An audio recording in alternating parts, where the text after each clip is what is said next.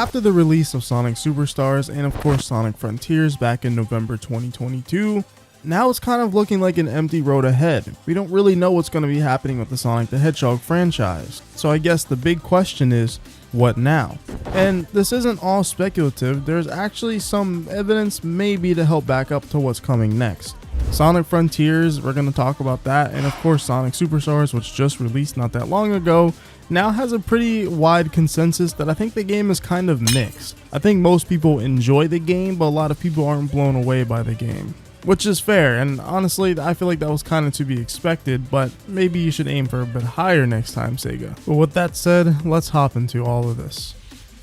Yo, hold up. Did you know that 70% of you guys are not subscribed to the channel? A lot of you guys keep on returning to these videos, so those of you who keep coming back, why not hit the subscribe button? And if you're new here and you end up enjoying this video, I hope that makes you want to subscribe. Thanks, guys. So obviously we know the next big Sonic game is probably going to be a sequel to Sonic Frontiers, an open zone kind of game that expands upon what was done in Frontiers. And of course, we just recently had DLC Update 3, and there's a lot to learn from DLC Update 3. So Sonic Team's gonna have to learn to take the successes and leave the L's for the next Sonic game.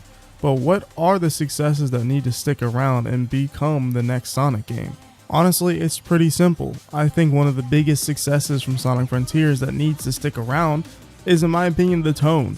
The tone is something they actually nailed quite well for Frontiers, and the atmospheric vibe, even the characterization was on point compared to how it's been the last 10 years. It will be extremely jarring if we go back to what we've had in Sonic Colors or Generations and Forces. They need to keep this same kind of vibe going, maybe not as mysterious and dark as Sonic Frontiers, but just more so on the serious side of things, so that way we don't lose track of Sonic once again. I guess that's more of a personal thing. That's something I don't really want to see be lost moving forward. But story and tone aside, because I do find that important for Sonic to beat Sonic, the gameplay is something that really needs to be looked at a lot more when it comes to the next Sonic Frontiers or open world kind of game.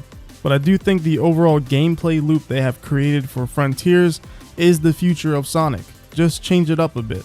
But I do consider overall a pretty big success. I think that style of Sonic is probably the best since Sonic Adventure. And because that formula still includes boost levels, it's not like it gets rid of the whole boost formula entirely. It's the boost formula, in my opinion, mixed with the Sonic Adventure formula, and that is something that should not be lost. I feel like having both of those is pretty good. Now, obviously, the quality of it is something that needs to be a different discussion, but just that formula on paper should be the formula to go for Sonic. It is a winning formula, in my opinion. I think the boost and the adventure styles should have been combined a long time ago, but they just kept kind of doing boost and then odd stuff with Sonic Boom and Sonic Lost World. I don't really know where it kind of all went there, but it was going somewhere for it to stop going somewhere, only for it to continue where it's going, but not as good with Forces. I don't know. The boost formula was a mess, and I'm hoping that this open zone formula doesn't have a bunch of up and downs and they only go up. This formula should only go upwards from here. Something that I also think is a success from Frontiers is actually Update 3. Now, it may be a little bit controversial and a little too difficult, with the difficulty not being that balanced, but I think overall people like the idea of having multiple playable characters again, as they were pretty fun to play as, except maybe Knuckles for me personally. But that in general is something that they're experimenting with again, and that's great to see, and that needs to be implemented in the next game, but from the ground up. The execution wasn't the greatest of them in Frontiers because they weren't made from the ground up, and the game was most definitely made around Sonic. But despite that being the case, that is an overall W that needs to continue into the next game, multiple playable characters with the game built around them in mind. I think that will only make the next Sonic game probably one of the fan favorites, if I'm being honest. I could see Frontiers 2, or whatever it's going to be called, going to be the next Sonic Adventure 2 in terms of this generation of Sonic. It's probably going to be because there's going to be multiple playable characters in that fashion. Another success from Sonic Frontiers is because of its success, we're getting bigger budgets for Sonic games moving forward, and I think this will better increase the way Sonic games are. Because one big problem with Frontiers, it is not polished in a lot of ways, especially the animations, and just some game design is a little undercooked, if I'm being honest.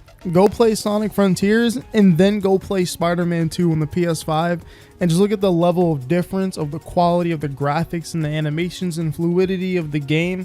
And maybe Spider-Man 2 is not the best example because it does have some bugs, but when the bugs aren't really there, the game playing itself is very smooth and polished, and you can feel that polish. Same thing with Insomniac's Ratchet and Clank Rift Apart game.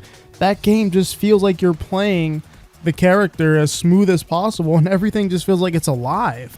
In my opinion, Sonic games need to make it feel like it's alive. I don't want it to feel like I'm playing a video game. As dumb as that sounds, I want everything to be fluid and connect with one another. Polished animations and transition animations really help sell a game being something that really feels like a true, unique experience. So going forward, I would love to see those kinds of things added. Now, outside of the next big Sonic release, what else is coming?